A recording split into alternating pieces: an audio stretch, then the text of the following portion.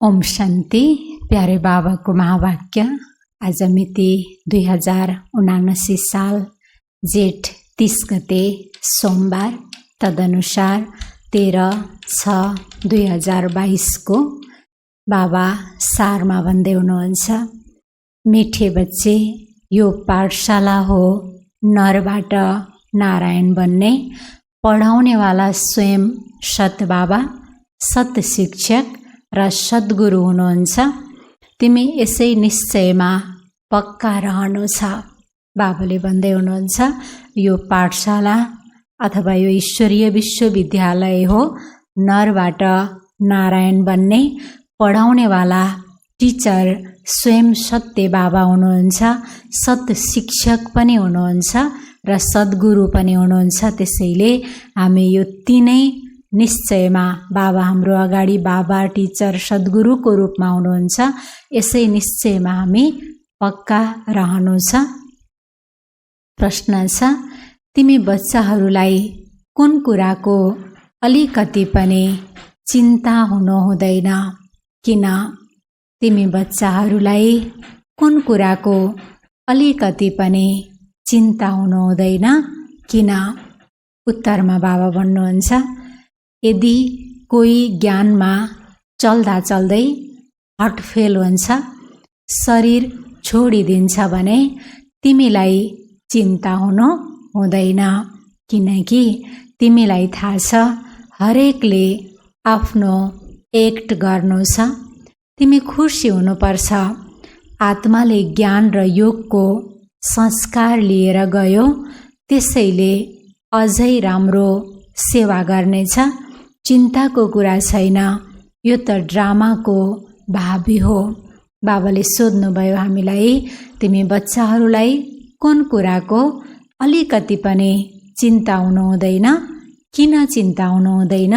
बाबा उत्तरमा भन्नुभयो, यदि कोही ज्ञानमा चल्दा चल्दै बाबाको बनेर सेवा गर्दा गर्दै बाबालाई याद गर्दा गर्दै यदि हटफेल हुन्छ, शरीर छोड्नुहुन्छ भने हामीलाई कुनै पनि चिन्ता हुनु हुँदैन।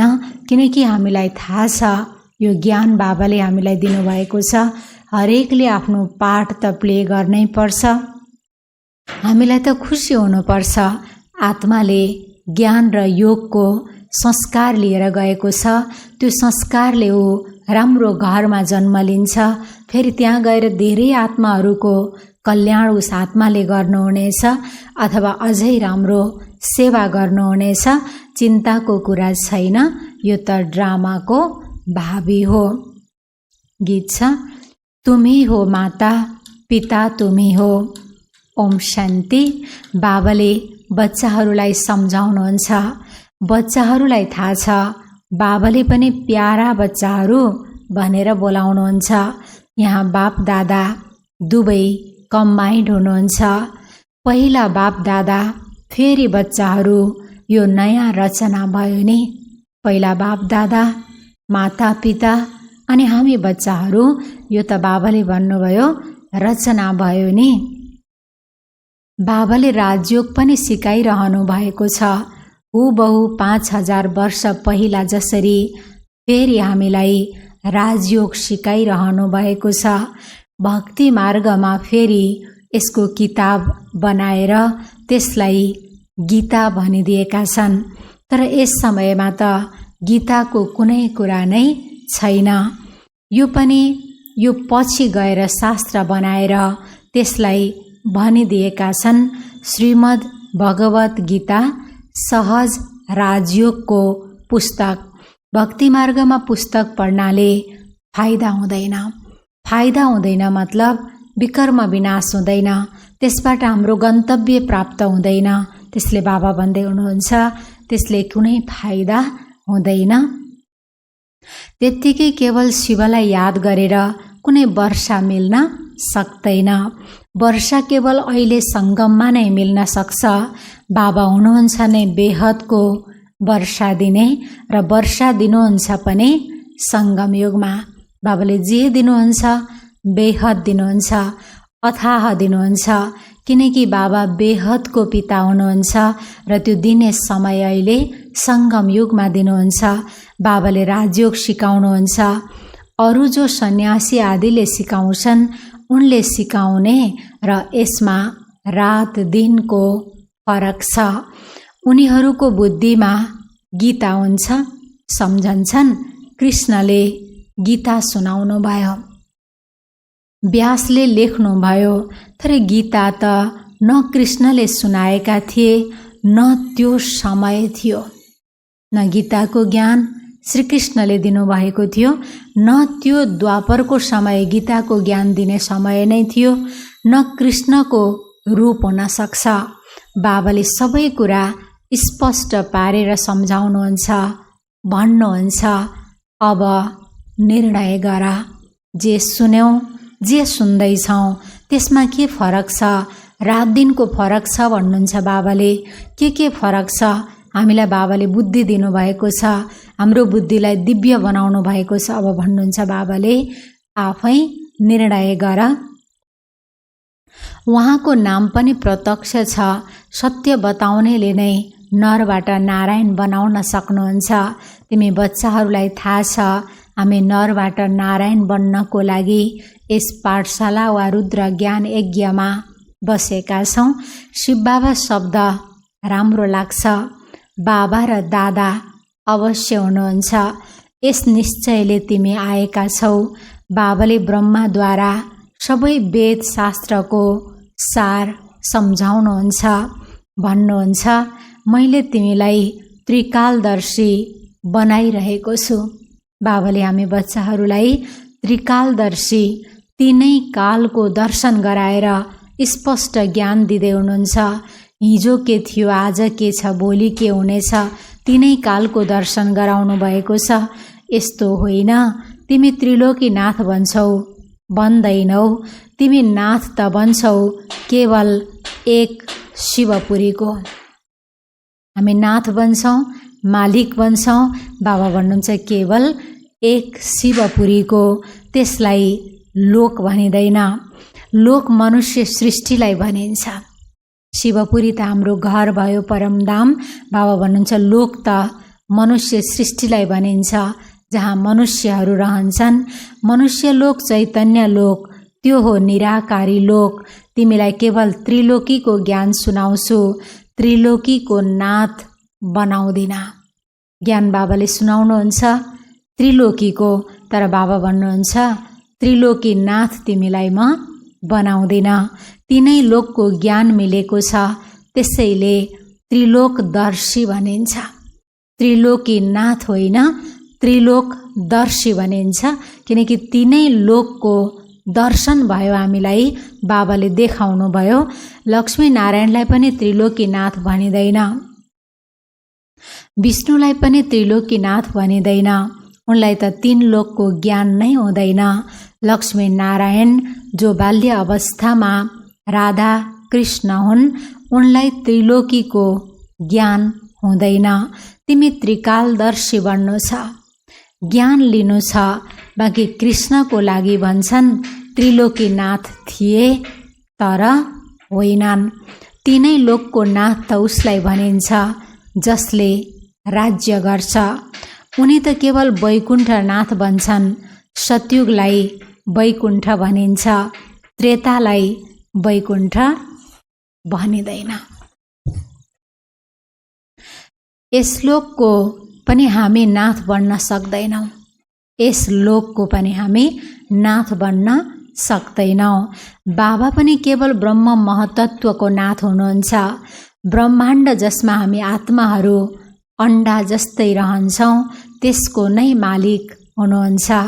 ब्रह्मा, विष्णु वा शङ्कर सूक्ष्मवतनका निवासी हुन्, त्यसैले उनलाई त्यहाँको नाथ भनिन्छ। तिमी बन्छौ वैकुण्ठनाथ, त्यो सूक्ष्मवतनको कुरा हो, यो मूल वतनको कुरा हो। केवल तिमी नै त्रिकालदर्शी बन्न सक्छौ। तिम्रो तेस्रो नेत्र खुल्ला छ। बाबाले ज्ञान दिएर तेस्रो नेत्रमा आत्मा हुँ भन्ने ज्ञान दिनुभयो। यसबाट हामीले बाबालाई देख्यौँ, स्वयंको स्वरूपलाई देख्यौँ, ड्रामाको समझलाई बुझ्यौँ। त्यसले बाबा भन्नुहुन्छ तेस्रो नेत्र तिम्रो अहिले खुल्ला छ। देखाउँछन् पनि भ्रिकुटीको बीचमा तेस्रो नेत्र छ, त्यसैले त्रिनेत्री भन्छन्। तर यो निशानी देवताहरूलाई दिन्छन्, किनकि तिम्रो जब कर्मातीत अवस्था हुन्छ अनि तिमी त्रिनेत्री बन्छौ। जब हाम्रो कर्मातीत अवस्था हुन्छ, जब कर्म गर्दा गर्दै कर्मको प्रभावबाट न्यारापनको अवस्था बन्छ, तब बाबा भन्नुहुन्छ अनि हामी त्रिनेत्री बन्छौँ। त्यो त यस समयको कुरा हो। बाँकी उनले त ज्ञानको शङ्ख बजाउँदैनन्, उनीहरूले फेरि त्यो स्थूल शङ्ख लेखिदिएका छन्। यो मुखको कुरा हो।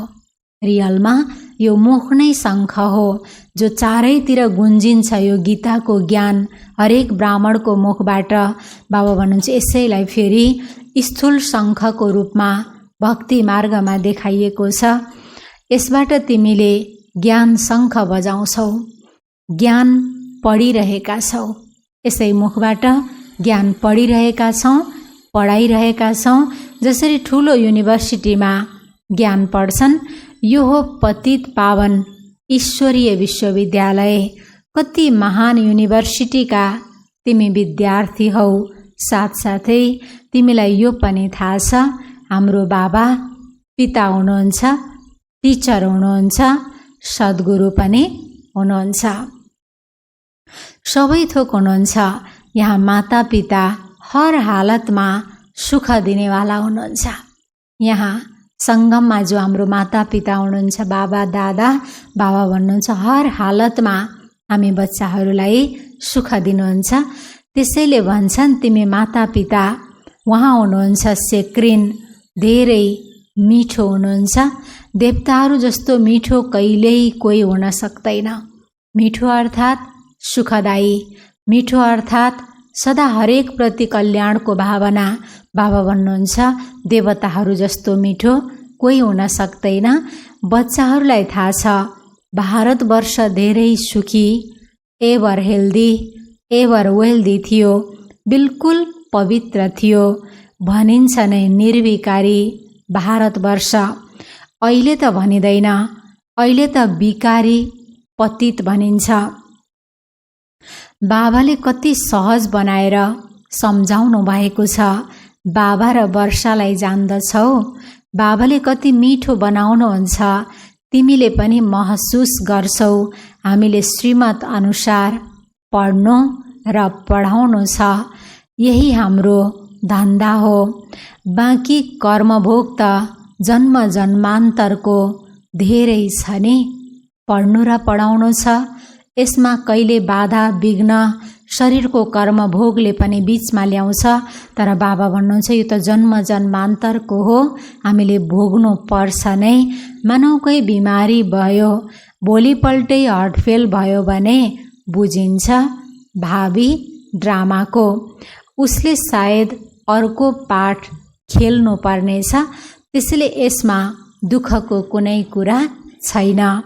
ड्रामा अटल छ, उसले अर्को पाठ खेल्नु छ। चिन्ताको के कुरा छ?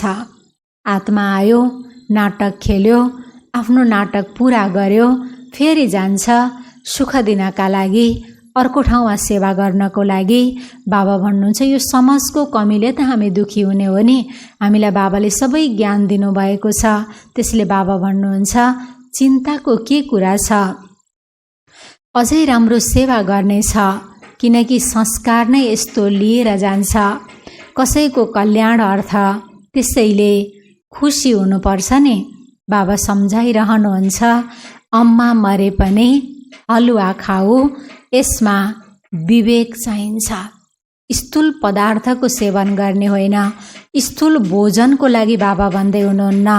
जो शरीर छोडे पनि खुसीको हलुवा अर्थात् मनको स्थिति एक रस रहोस्, विचलित नहोस्, यो नै वास्तवमा हलुवा खानु हो।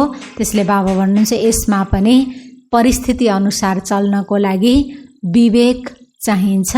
तिमीलाई थाहा छ हामी कलाकार हौँ। हरेकले आफ्नो एक्ट गर्नु छ। जुन ड्रामामा निश्चित छ एक शरीर छोडेर अर्को पाठ खेल्नु छ। यहाँबाट जुन संस्कार लिएर जान्छन् त्यहाँ पनि गुप्त सेवा नै गर्नेछन्। यहाँबाट जुन ज्ञान योगको संस्कार लिएर जान्छन् त्यहाँ पनि गुप्त रूपमा सेवा नै गर्नेछन्। आत्मामा संस्कार त रहन्छ नि। जो सेवाधारी बच्चाहरू छन् मुख्य मान पनि उनीहरूको हुन्छ।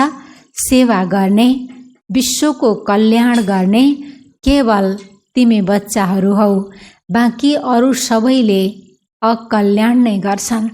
यति ठुलो विश्वास छ बाबालाई हामीमाथि। मेरो बच्चाहरू तिमीहरूले मात्रै हरेकको कल्याण गर्छौ। बाँकी दुनियाँमा अरूले त सबैले अकल्याण नै गर्छन्, पतित बनाउँछन्। सम्झ, कुनै फर्स्ट क्लास सन्यासी मर्छ, ऊ यत्तिकै बस्दा बस्दै जान्छ। उसले सम्झन्छ म शरीर छोडेर ब्रह्ममा गएर लीन हुन्छु। उसले गएर कसैको कल्याण गर्न सक्दैन, किनकि उसको सेवाको भावना नै छैन। शरीर छोड्ने बेलाको समयको बाबाले अन्तमति सोगति भन्नुहुन्छ। उसको अन्तिम मतिमा यो छँदै छैन कि म सेवा गरौँ। त्यसले उनीहरू गएर सेवा गर्न सक्दैनन्, किनकि ऊ कुनै कल्याणकारी बाबाको सन्तान कहाँ हो र। तिमी कल्याणकारी बाबाका सन्तान हौ। तिमीले कसैको अकल्याण गर्न सक्दैनौ। तिमी त जान्छौ कल्याण अर्थ। बाबा जानुभयो, दादीजीहरू जानुभयो, भाइजीहरू जानुभयो। बाबा भन्नुहुन्छ तिमी जान्छौ नै कल्याण अर्थ। यो हो पतित दुनियाँ। बाबाको आदेश छ, अब यो भोग बलको रचना चाहिँदैन। स्वयं भगवानको हामी बच्चाहरूप्रति आदेश छ, अब यो भोग बलको रचना चाहिँदैन। यो तमो प्रधान छ। आधा कल्पदेखि तिमीले एक अर्कालाई काम कटारीबाट दुःख दिँदै आयौ। यी रावणका 5 भूत हुन् जसले तिमीलाई दुःख दिन्छन्। यो तिम्रो ठुलो दुश्मन हो। रावण विकार हाम्रो ठुलो दुश्मन हो। बाँकी कुनै सुनको लङ्का थिएन।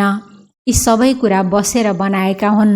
बाबा भन्नुहुन्छ यो त बेहदको कुरा हो। सारा मनुष्य सृष्टि यस समयमा रावणको बन्धनमा छ, बन्धनमा बाँधिएको छ। पत्रिकामा पनि चित्र राम्रो निस्किएको छ।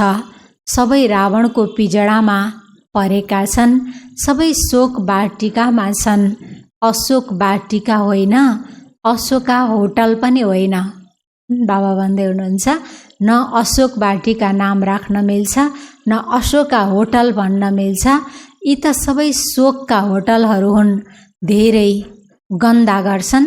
तिमी बच्चाहरूलाई थाहा छ स्वच्छ को हुन्, गन्दा को हुन्, पवित्र को हो, अपवित्र को हो, पतित को हुन्, पावन को हुन्। बाबा भन्नुहुन्छ यो तिमी बच्चाहरूलाई थाहा छ। अहिले तिमी फुल बनिरहेका छौ। तिमी बच्चाहरूले बुझेका छौ आत्माको रेकर्डमा कति ठुलो पाठ निश्चित छ। आत्माको रेकर्डमा, भ्रिकुटीमा बसेको आत्माको रेकर्डमा कति ठुलो पाठ निश्चित छ। यो धेरै अद्भुत कुरा हो। यस सानो आत्मामा 84 जन्मको अविनाशी पाठ भरिएको छ। भन्छन् पनि हामी पतित तमो प्रधान हौँ। अहिले हो अन्त्य। अनाहकमा रगतको खेल हुन्छ नि। एक बमद्वारा कति मर्छन् अनाहकमा, बिना कारण, बिना कसुर, बिना गल्ती। धेरै आत्माहरू एकैपटक शरीर छोड्नेछन्। एक बमद्वारा नै कति मर्छन् तिमीलाई थाहा छ। अब पुरानो दुनियाँ रहँदैन।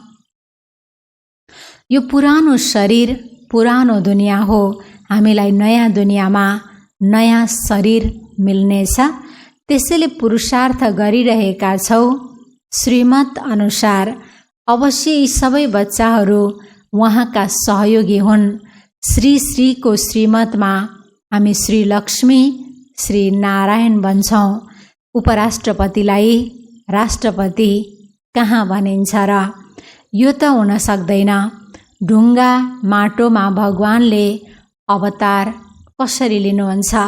उहाँको लागि गायन गर्छन् यदा यदाही, जब जब बिल्कुल पतित बन्न पुग्छन्, कलियुगको अन्त्य समीप आउँछ अनि म आउनुपर्छ। बाबाले गीतामा दिनुभएको यो वचन यदा यदा हि धर्मस्य ग्लानिर्भवति भारत, जब धर्मको ग्लानि हुन्छ, पाप बढ्छ, तब म आउँछु। कलियुगको अन्त्य समीप आएपछि नै म आउँछु भन्नुहुन्छ बाबा। अब तिमी बच्चाहरूले म बाबालाई याद गर। बाबा सोध्नुहुन्छ, बाबाको याद रहन्छ? के जवाफ दिने बाबालाई? बाबा सोध्नुहुन्छ, बाबाको याद रहन्छ? भन्छन्, बाबा घरिघरि बिर्सन्छौँ। किन? लौकिक पितालाई त कहिल्यै बिर्सिँदैनौ। लौकिक पितालाई त कहिल्यै बिर्सिँदैनौ। यो कुरा बिल्कुलै नयाँ छ। बाबा निराकार एक बिन्दु हुनुहुन्छ। यो प्र्याक्टिस छैन। बिर्सिनुको कारण बाबा भन्दै हुनुहुन्छ निराकार हुनुहुन्छ, त्यसैले यो प्र्याक्टिस छैन। निराकारलाई पिता भन्ने बानी नभएको कारणले बिर्सिन्छौँ। भन्छन् नि, हामीले न त कहिले यस्तो सुन्यौँ, न उहाँलाई यसरी याद गर्यौँ। देवताहरूलाई पनि यो ज्ञान रहँदैन। यो ज्ञान प्राय लोप हुन्छ। उनलाई स्वदर्शन चक्रधारी पनि भनिँदैन, भन्न त भनिन्छ। विष्णुका 2 रूप लक्ष्मी नारायण भन्छन्। प्रवृत्ति मार्गको लागि 2 रूप देखाउँछन्। ब्रह्मा सरस्वती, शङ्कर पार्वती, लक्ष्मी नारायण। सर्वोच्च हुनुहुन्छ एक, फेरि छन् सेकेन्ड, थर्ड। अब बाबा भन्नुहुन्छ, प्यारा बच्चाहरू, देहसहित देहका सबै धर्म छोड, आफूलाई आत्मा सम्झ। म आत्मा बाबाको बच्चा हुँ, म सन्यासी होइन। म कस्तो आत्मा हुँ? बाबाले यो पनि हामीलाई याद दिलाइदिनु भएको छ। म मास्टर सर्वशक्तिमान आत्मा हुँ। म शान्तिको स्वरूप आत्मा हुँ। म कोही सन्यासी होइन। बाबालाई याद गर। यस देहको धर्मलाई बिर्स। धेरै सहज छ। अहिले बाबाको साथमा बसेका छौ। बाबाले ब्रह्माद्वारा बसेर बताउनुहुन्छ। बाप दादा दुवै कम्बाइन्ड हुनुहुन्छ। जस्तै जुम्ल्याहा बच्चाहरू सँगै पैदा हुन्छन् नि, यो पाठ पनि दुवैको सँगसँगै चलिरहेको छ। बाबा उदाहरण दिँदै हुनुहुन्छ। कसरी त भन्दा, जसरी जम्ल्याहा बच्चाहरू सँगै पैदा हुन्छन्, त्यस्तै बाप दादा पनि दुवै सँगसँगै रहेर हामी बच्चाहरूलाई पालना दिइरहनु भएको छ। बच्चाहरूलाई सम्झाइएको छ, अन्तमति स्वगति। जब शरीर छोड्छन् त्यति बेला बुद्धि जहाँ जान्छ त्यहीँ गएर जन्म लिनुपर्छ। बाबाले भन्दै हुनुहुन्छ, जब शरीर छोड्छन् त्यति बेला, शरीर छोड्ने समयमा बुद्धि जहाँ जान्छ, कुनै स्थानमा या कोही व्यक्तिको पासमा, कुनै खाने चिजको लागि, कुनै लाउने इच्छाको लागि, अन्तिम सङ्कल्प कसैलाई भेट्ने इच्छाको लागि, त्यहीँ गएर फेरि जन्म लिनुपर्छ। अन्तिम घडीमा पतिको मुख देखेमा बुद्धि उसमा गइहाल्छ। अन्त्यकाल जो जस्तो स्मृतिमा रहन्छ, त्यस समयको धेरै असर पर्छ। यदि त्यति बेलाको स्मृति रह्यो, कृष्ण जस्तो बच्चा बनौँ, अनि त कुरै नगर। कस्तो स्मृतिले शरीर छोड्ने?